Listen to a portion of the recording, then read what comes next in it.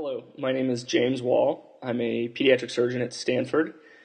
I'm also the chief medical officer of a company that I founded named Insight Medical Technologies, which is developing new epidural anesthesia technologies. An EarCAD student has been kind enough to invite me today to speak about grant writing. I have a fairly broad experience with grant writing, having written grants from a few $1,000s up into one grant that was worth over 100 million euros. From these experiences, not all of which were successful, and in fact mostly from the non-successful experiences, let me share the top 10 tips that I have for writing a successful grant. The first tip is read the fine print. Almost all grant programs have a detailed documentation of how the grant should be submitted, how it should be written, how it should be documented, what the grant can cover, what it will pay for, what it will not, etc., etc. The fine print is important, and you have to read through it. I've experienced one grant program where I remember the program being over 20 pages long with instructions on exactly how to fill things out, how to submit quotes, etc., etc.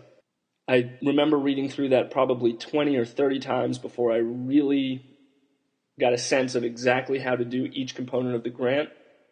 But it paid off with a successful grant, and I think it's important because when you think of it from the reviewer's standpoint, they're getting a lot of really good grants and they're having to make hard decisions between good competitive ideas.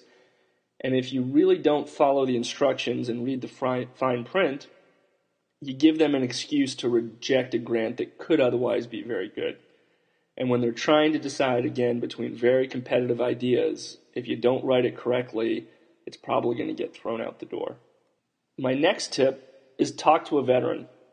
Find someone in your university, in your department, or in your network who's done this before.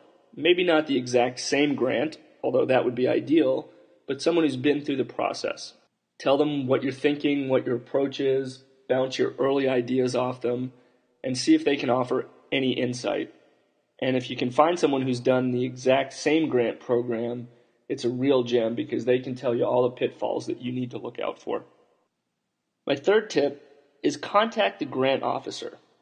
For one of the grants that I submitted, an SBIR grant, which is a Small Business Innovation Research Grant, which ended up being worth over $1 million and providing a lot of funding to develop the early technology for the company that I founded, we found ourselves not knowing whether the funding authority, which in this case was the National Science Foundation, was really interested in funding medical device projects like the one we were working on. In their request for proposals, they had a small area for medical devices, but they had a lot of other broad topics. And to fully understand that this was something worth us putting our time and effort into, and it was something that the National Science Foundation was interested in, it really took talking to the grant officer.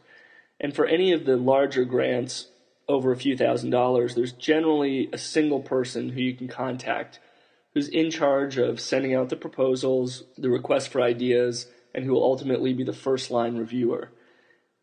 If they're willing to talk to you and allow you to bounce your ideas off them, it's a great way to measure whether or not it's worth your time to write a grant with this group.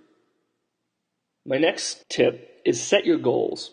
All grants really boil down to you tell them what you're going to do, and then you go out and do it.